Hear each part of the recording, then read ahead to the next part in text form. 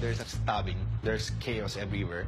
In my journey to the dark heart of Manila's underworld, I'm going to uncover the codes that enable gang leaders to reign supreme in the world's biggest max security prison that also turns out to be a gangster's paradise. I'm Lou Ferrante. I ran my own crew in the New York Mafia. I made millions for the Gambino crime family. I eventually got busted, locked up for 8.5 years. In prison, I educated myself. I realized crime is wrong, and I gave it up for good. Now I teach and write about gang life. I'm going to use my insider knowledge to unlock the secrets of the world's deadliest gangs.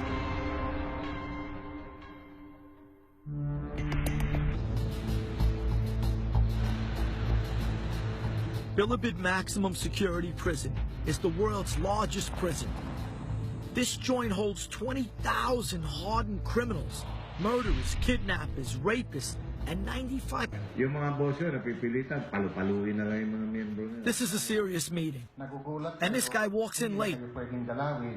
Either he couldn't find his underwear, or he's a big shot. I mean, it's that whole celebrity ego type thing, fashionably late. It's a power move, power show. It turns out he's the leader of one of the oldest prison gangs, the Commandos. He's serving 2 life sentences for kidnapping. He rules with an iron fist, and his name is J.B. Sebastian. And their families. Wow, nice. This place is nicer than some of the social clubs we had in Brooklyn and Queens. Big screen TV. I can't even believe I'm inside of a prison. I can't believe it's as hot as hell outside, and the air conditioning is beautiful in here. Amazing stuff right here. Here's a tennis racket up here. If my guess is right, it looks like it went through somebody's head, and maybe it's a little bit indicative of what could happen to you if you screw up. Maybe then again, maybe he just hits the ball real hard. Who knows? Could be a great player. Hey. And you are? JB. JB. How you doing, bro? What's up? Nice to meet you. Same here, same here. Take a seat, take a seat. What can you say about the place? I love it.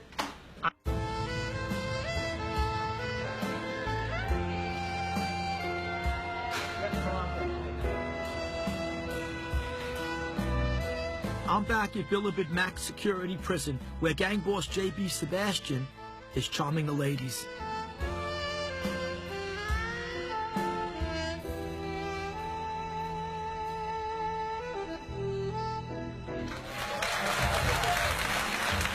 Thank you, JB, for welcoming us. JB's personal influence extends beyond the prison walls. Just how far becomes clear to me when I find out The country. most of the presidents of my own country began their careers as lawyers. Is it possible that JB is entertaining a future Filipino president? Well, if that idea seems far-fetched, wait till you see what he showed me in his office. This is the current director of the Bureau of Corrections. This is the superintendent, and this is me. Who's this guy? He's the president of the Philippines. You gotta be kidding me. This is the Secretary of Justice. What blows my mind is you're a convicted kidnapper. Okay. And a serial kidnapper. It wasn't just once. Okay. And Hijacker and the carnapper as well. There you go. In America, if our Attorney General sat down with a gang member, his job would be lost by the evening news. I think they need the leadership of the gangs. They need the leadership. Otherwise, chaos? I think so. Yeah. In the penitentiaries I was in, we had stashes of weapons literally everywhere. So you got to have an arsenal in this joint. A place like this, probably everything... I wish I could share it to you. Yeah, I wish you could too. Can you? JB has his own gang, his own TV station, and many of the shops in Bilibid are paying him tribute. Could it be that he's really running the prison? One person would know. Lou Ferrante, I'm here to see the general. I have an appointment. Ex-Army General Gaudencio S. Pangilinan is director of the National Bureau of Prisons. Thank you. General, how are you? He oversees the country's 7 penitentiaries, including Bilibid. This is the biggest prison nationwide. We have 20,000 inmates here out of the total 36,000. Our maximum security is designed for 6,000 only. We have doubled that number. Wow. How much do you rely on the gangs, the hierarchy, to, keep control of the whole place? There's a hierarchy. that is necessary within every facility. There's a council of elders. Their part is specific. They assist the prison authorities in implementing prison rules. Okay. They maintain order. They don't tread beyond that. Nothing more. There are stories like how they control before maybe, but not in my time. Right. The general tells me there's sound reasoning behind his philosophy. We're the only prison in the world that allowed the visitors to get into the dormitories. I thought that was amazing. As part of the conjugal Never visit. saw that before. A lot of people have been criticizing that. We're criticizing them. In running a prison, you need to give them as much privileges as you can, that you can take away any time. That you can take Not as a blackmail. If you don't behave, we cut the number of visiting days. Okay. I learned in my readings that managing a prison, restraint has to be calibrated. The general uses rewards and punishments to control the inmates. How else could so few guards watch over so many prisoners?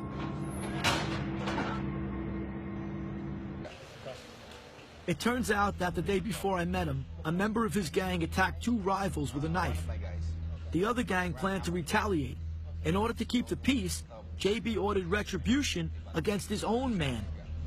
In gang life, it's called cleaning your own laundry. We almost killed him. He's now in coma. But this is the bad thing. That guy is my sister's father-in-law. His family. But I have to do this. Since I met JB, he'd been trying to act like some kind of diplomat or CEO. Now, for the first time, he's admitting what it really takes to be the leader of a prison gang. For the first time, I see a prison guard, probably stationed here because of the recent homicides. I heard there was a murder right here in this place a few days, a couple weeks ago, right? Were you there that day? Yes.